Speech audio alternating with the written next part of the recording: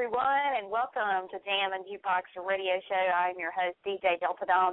So glad to be here with you on a Monday night. And yes, it is Monday all over again. I don't know about you, but I think weekends have got to be the fastest 2 days of the entire week. I mean, some weeks go by fast, others drag on.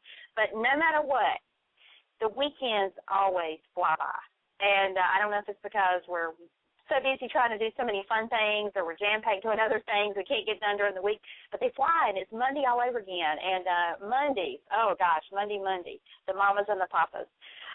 But our Monday tonight is a great one because our guest, very, very excited to have him with us. And this is the first time on our show that we've had a blues artist that we'll be speaking with, which I'm excited about because it's a genre of music that I have not ever learned a whole lot about, and I think he has kind of got the market on it. He is a phenomenal artist, and he has done some tremendous things with his talent. Got a brand new album out called Train, and just to give you a little background on him, he is a talented purveyor of new school blues and is no stranger to the Southern California music landscape.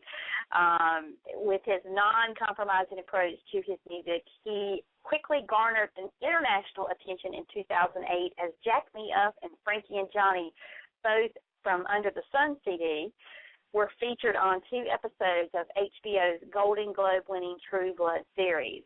And I know we've got some True Blood fans out there, so can you imagine? And anyway, he has done some phenomenal things, and I would like to introduce him to you now, Mr. Solomon King. Hello. Hey, Dawn. How's life? Hey. Oh, it's great. How are you? I'm very hot. Los Angeles is smoking this afternoon.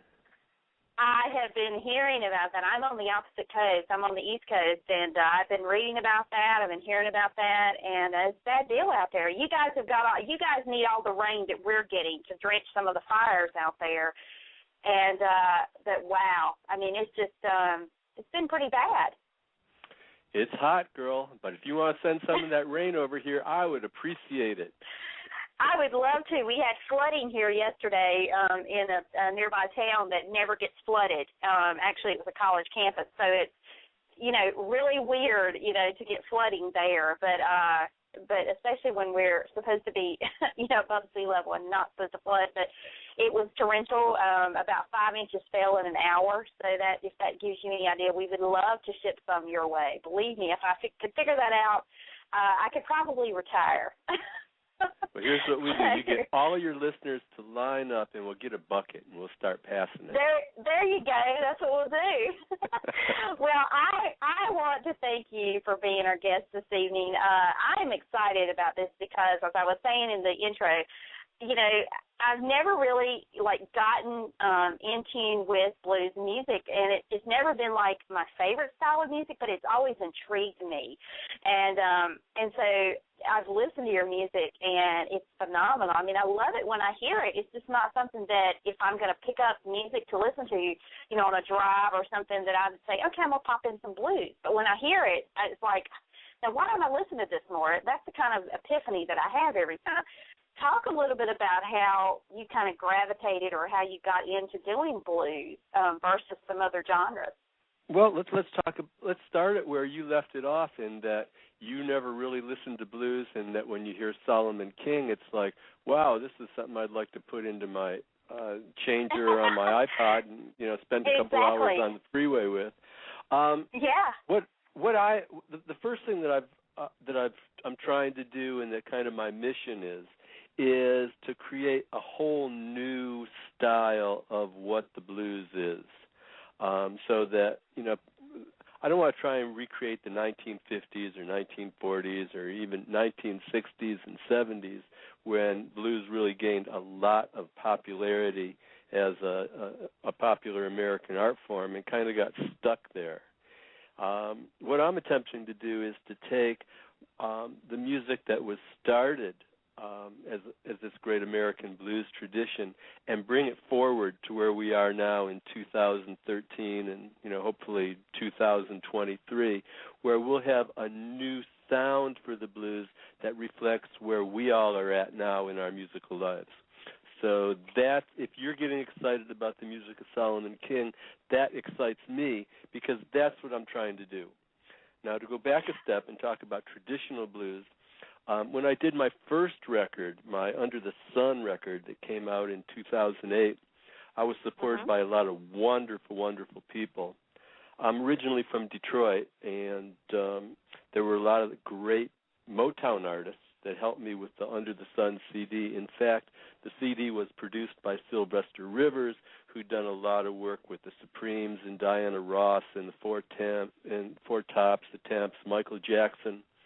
And when we were talking about doing a blues record, he said, well, what American music is the combination of European harmonies with African rhythms. So this is where it all comes from. When these guys discovered this landmass that became the United States, and eventually people started to settle here, well, it was a lot of white people from Europe that brought the harmonies of the church of Mozart and Bach and all those guys.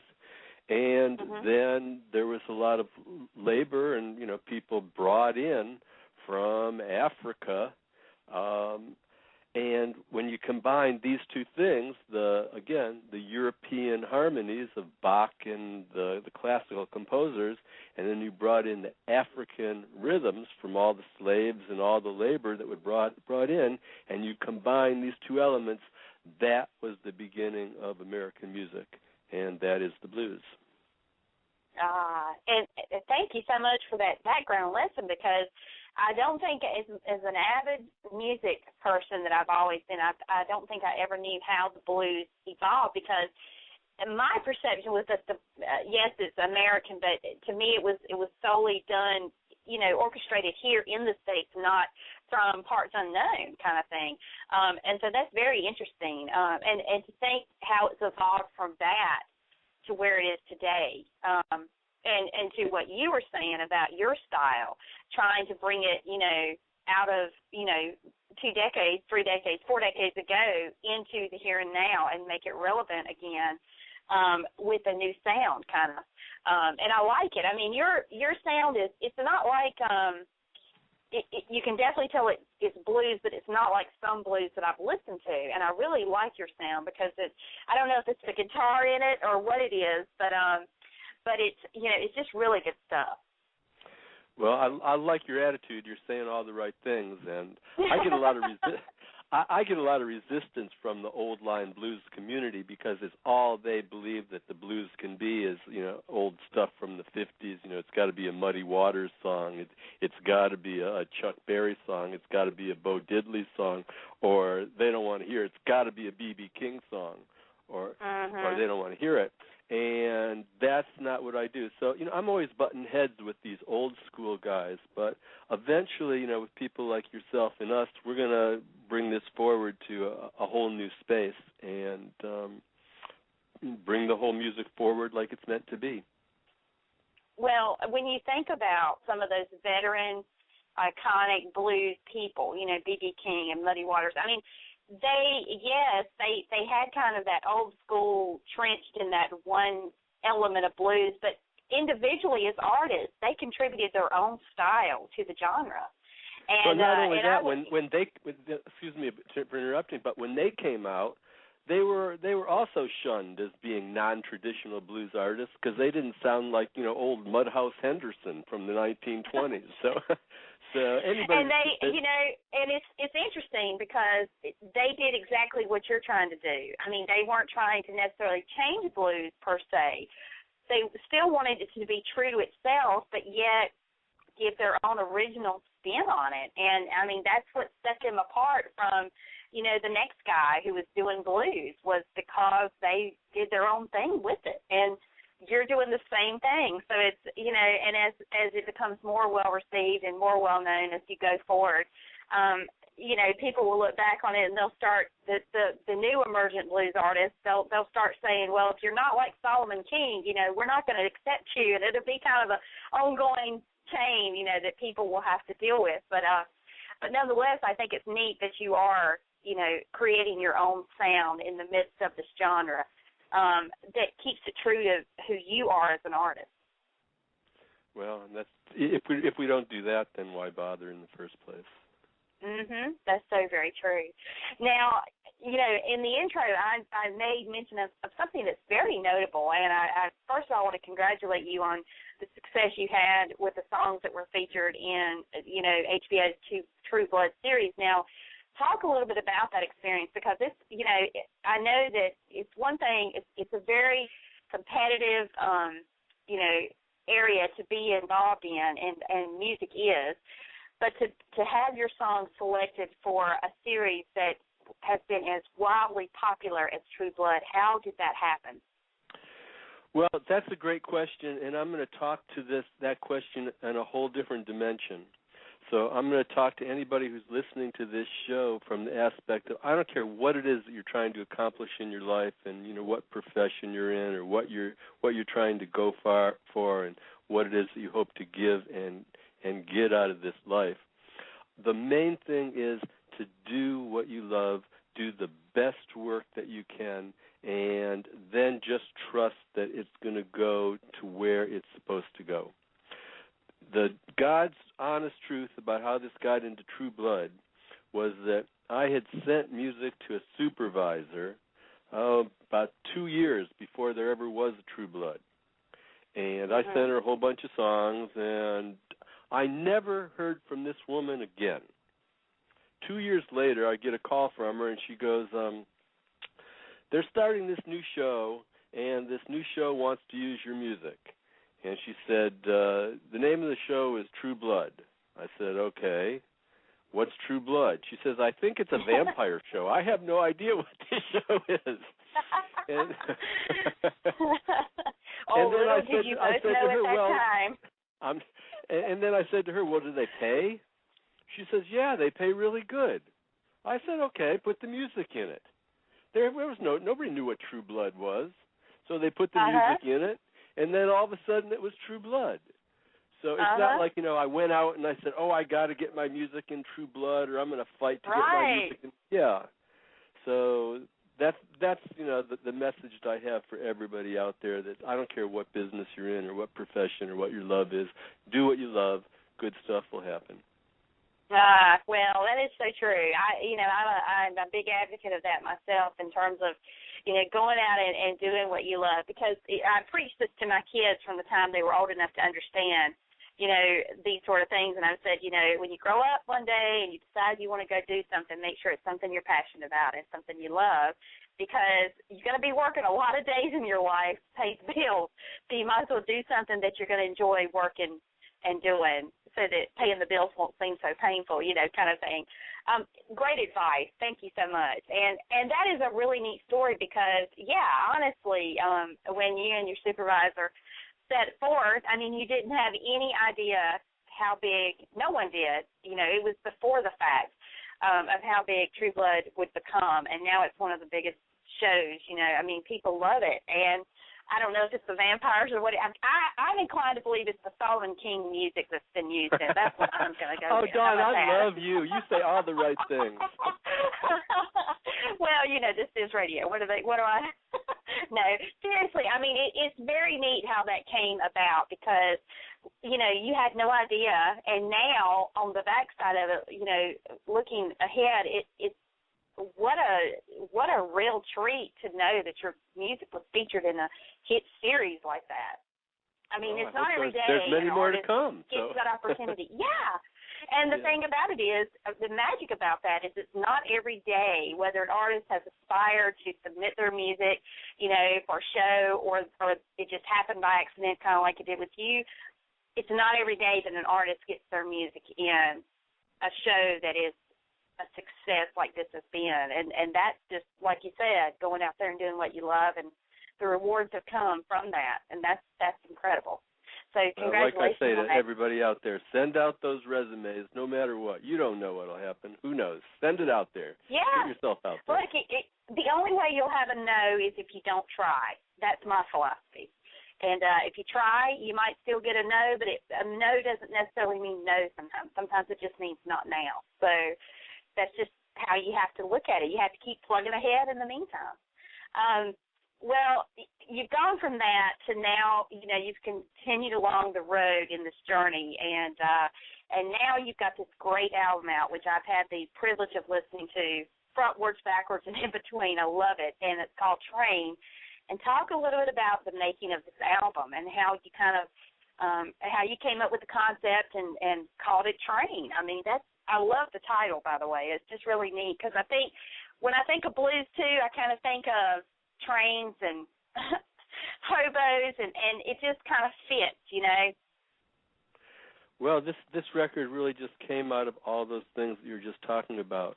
As my career has picked up steam, I'm playing a lot more live dates, and I played, I don't know, last year before I made Train, I played maybe 100, 150 live dates, and it was over the course of performing and playing live in front of people that this body of material developed, and I was playing pretty much with the same band all the time while this material developed. So at a certain point, I just said, well, we need another record, and let's go in and record what we have been doing. And so this record is really the first record I've done that honestly reflects the music that I've been playing every night or 3-4 nights a week for the last year. And I think that's one of the reasons why it's a very special record to me. It wasn't just created in the studio, and it wasn't created just by myself. This is actually a recreation of the music that I play 3-4 nights a week, if anybody will let me. Well, and I think you should be if you're not, because you're that good. And so, and you've gained a new fan in me, because, especially to the genre of blues, because it's like I said earlier, it's one of those genres that it was kind of an afterthought for me until I hear it, and then it's like, oh man, why don't I listen to more of this? This is good stuff. Because to me, blues music is really comes from the roots and core of a lot of different genres, rock and roll, and it just really kind of pulls together some great music to make the sound. And it's just a very emotional and very feel good, kind of deep in your soul, ingrained in your veins kind of music, And some of it can be really, hard, because it really speaks to people's emotions, I think, in a way far beyond any other genre of music can, because of what is poured into that. And I hope that, with your work playing the music and that other people picking it up, that you'll, share the music, whether it's Solomon King's music or whoever, but you'll share that genre with a lot of people who might not otherwise be exposed to it. And there's really a wealth of emotion and a wealth of great, great music to be gotten. So if people can get turned on to it, if people can become aware of it, no matter how that is, there's one more road that y'all can go down, and there's some very, very beautiful scenery to be seen and felt along that road if you know where to go. Oh, definitely. Now, this is going to kind of change gears a little bit. I have to ask you about the Phil Spector incident. To me, I haven't watched it yet, but I want to. I mean, I think that story has kind of fascinated, America, and especially when it was in the media, front and center.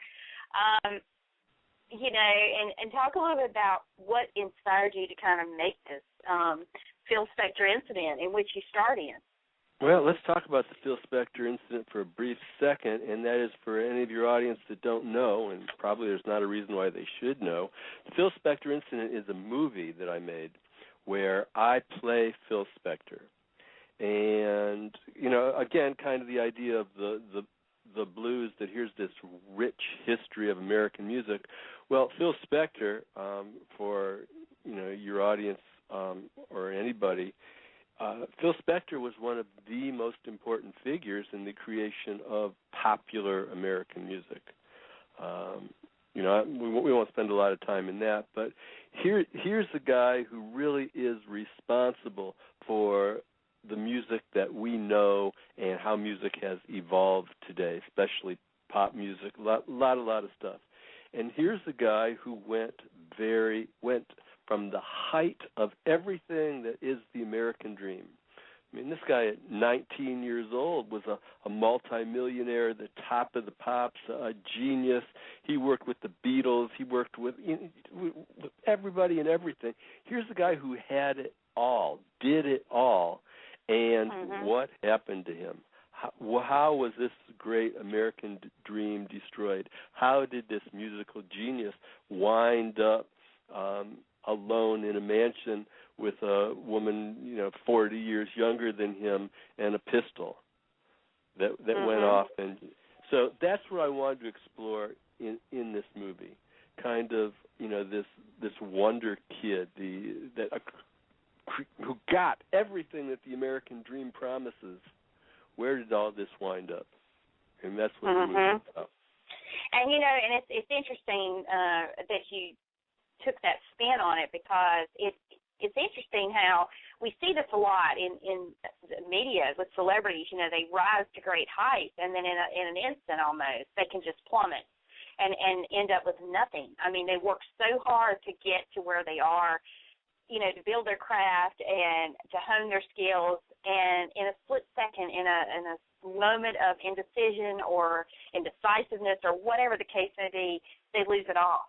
I mean, we could be here for the next 3 days naming people that we know of that have fallen from grace in society because of, they're in the public eye because of one wrong turn or one wrong move. And Phil Spector's no exception. And the thing that's always fascinating to me about the story is that, like you said, I mean, he was a genius in the musical world, and he put out, he produced so many acts and music, and that is just a part of our time of music experience.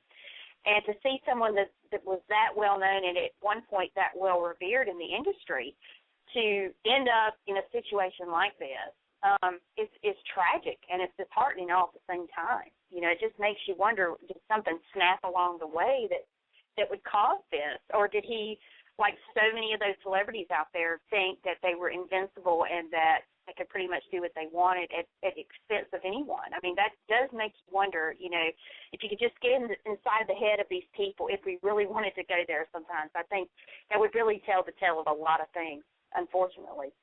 Well, that's what the movie's about, and that's why anybody who's interested, can I tell people where to find it? If Definitely. you go to the Phil Spector Incident, that's thephilspectorincident.com. There you can find the movie, you can download it, you can stream it, you could order a CD or DVD. But, you have to see the movie to start answering those questions.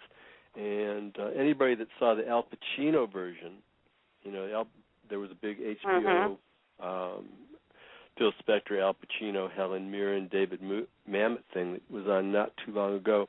I think you'll find a 180-degree reversal from what the big money, big HBO, big media did with the Phil Spector story, as opposed to what we did with a little independent film.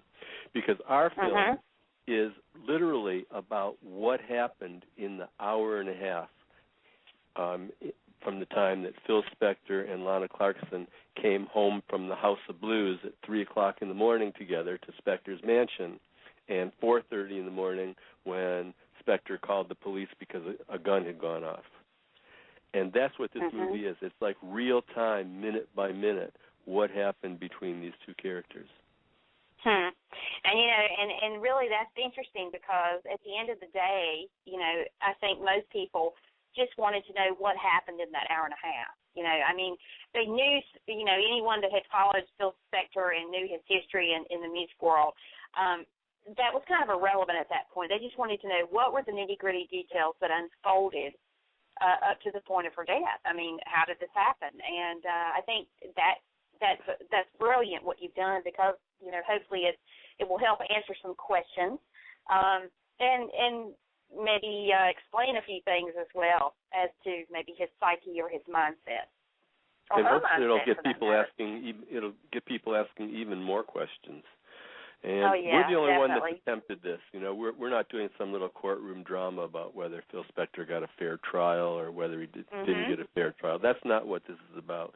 This is about all the things that went on in that hour and a half between, you know, the guy at the very top of the possibilities of worldly success and a beautiful young woman who's trying to get the things that he has to offer. And you know, it's tragic nonetheless. But brilliant what you've done. So I'm going to watch that because now I'm watch that. intrigued. When you do, I want you to give me a call and tell me what you think. Okay, I'll do that. All right. And now let me ask you, I guess on the backside of this, was this your first time acting in anything, or had you done some previous acting? No, it was my first time. I just I knew the writer of the film, and you know, and going to do a Phil Spector movie, and they just said, "You do it." I said, "Okay, I'll do it." Well, good deal. Well, I cannot wait to see it, and I will definitely let you know what I think when I viewed it. So it sounds so intriguing. I can't wait. So now, talk a little bit about what have you got on the horizon that you might be working on? Any new music? I know Train, you're promoting that now, and that's a phenomenal album. But you know, as a musician, I hear this a lot. You know, you're always working, you're always writing new material, and things are always moving forward. And I expect you to be no different. So, talk a little bit about, if you can, anything that you might have new that might be forthcoming that we can look forward to. Well, I hate to spoil your expectations, but at this very moment, I'm kind of exhausted. You know, I just did a record, I just did a movie, and right now I'm just performing. I'm going to be going to Hawaii next month. I've got some dates there. I'm playing here in L.A. and the West Coast. So right now I'm happy just to be playing and singing and just performing and doing all that. Every once in a while a new song sneaks into my mind and it forces me to write it. But right now I'm just into being lazy and just playing and enjoying my summer. Well, the way I see it, you've earned it. You've pretty hard working. You've been doing a lot of things, and I think every once in a while if we don't take that downtime to kind of recharge, we will get burnt out. And so we want you to continue making great music, so we definitely want you to take the break you deserve. So, but we look forward to it when that time comes. Kind of catch up with me, you know, because like a lot of people aren't familiar with my work, so maybe here's an opportunity for y'all to get kind of familiar with what I do, because it's I feed off the audience, and I feed off of what I get back from the audience. So, you know, I try and give music and try and give ideas and give emotions, and then I need to get something back so that I know what my next step is. So right now I've given, and now I need, you know, the audience to kind of tell me where what's important and what's making them feel and what's making them think and what's making them move, so that, like in any good conversation, then I can come back with some new information. But, you know, as an artist, I can't just sit and just blab and not get anything back. I only... That is very true, and that tells me how true you are to your fans, you know, and how much you appreciate the feedback and just giving the fans the opportunity to really absorb your work and appreciate it for what it is, and that's awesome. So, well, if and when the time comes for you to produce new stuff, we'd love to have you back so that you could talk about that. But in the meantime, we will be playing your music here, featuring it on our show. We'll also be you know, we have it on our radio station, which runs 24/7. So it's, you know, to go to that audience there. But any new stuff you get, just send it our way. We're happy to promote it and help get the word out about you and your music, because it is the kind of music that definitely needs to be heard. Well, thank you, Dawn. And likewise, I invite all your listeners to contact me at any time. If they go to my website, www.solomonkingmusic. You got to put all of those things together, the Solomon, the King, and the music.com. Send me an email. I look at every single one that comes to me, and, you know, if we've got an opportunity to communicate, if there's something that we can open up a dialogue and, you know, make new friends, and I love having friends all over the world, and even if you disagree with what I say, that's a good foundation for a friendship as well. So, tell me what you think. I'd love to hear from you. Sure. All right. Well, thank you so very much for your time this evening.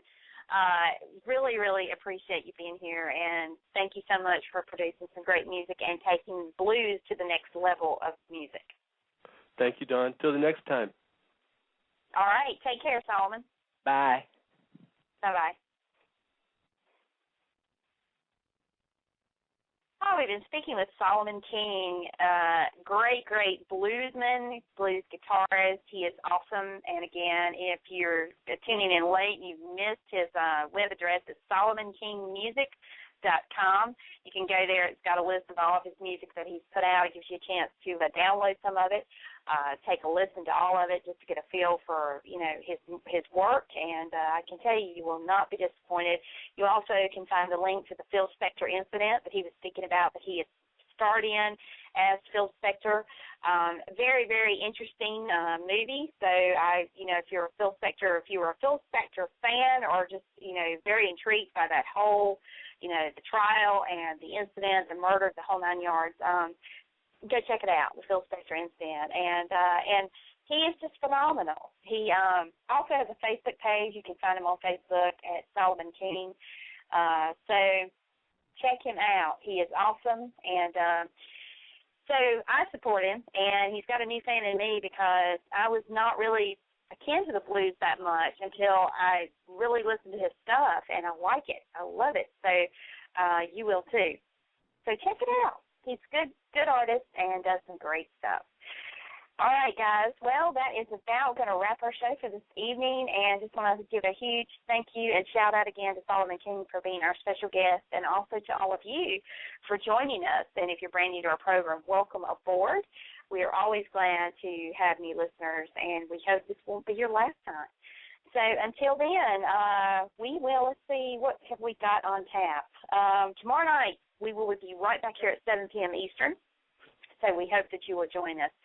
So until then, take care, have a great evening, and we'll see you again tomorrow night, 7 p.m. Eastern. Thanks for listening to tonight's show. You can connect with Jammin Jukebox Radio Show on Twitter at Jammin Jukebox or on Facebook at Jammin Jukebox Radio Show. Check out our website at thejamminjukebox.com. Also, follow us on Blog Talk, where you will be always up to date on every episode as we add it. Each episode is available for immediate download upon the conclusion of each broadcast, and as always, on iTunes. Thank you for joining us. All right, folks, and before we close tonight, I almost forgot this. I was just so intrigued by Solomon. Enjoyed talking to him so much, I just completely forgot my format there at the end, and I apologize. I want to play a song of his before we close. His album, Train, his current album is called Train, and I'm telling you, every song from start to finish is equally good. It was really hard for me to decide what song am I going to pick to play for tonight. And there were two in particular that I really, really couldn't narrow down to just the one or the other. So I'm going to play them both for you, and we've got a double play from Solomon King. The first one will be Baby Does Me Good, and the one that we'll play as we close will be Bad to Me. Again, thank you for joining us tonight, and a huge thanks to Solomon King for being our special guest. Good night, all.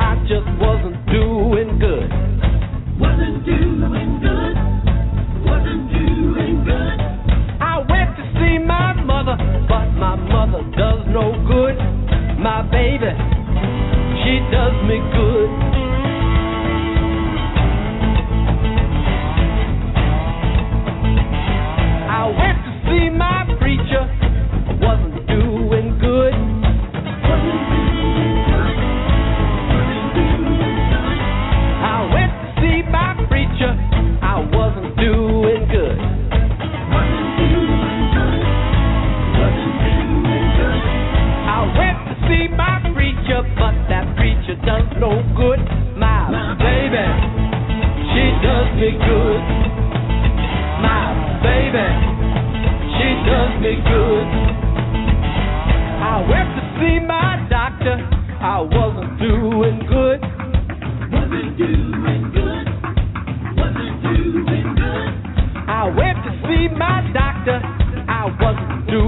good. Wasn't doing good. Wasn't doing good. I went to see my doctor, but that doctor does no good. My baby, she does me good. My baby, she does me good. My baby, yeah, she does me good. My baby, she do me good. My baby, she does me good.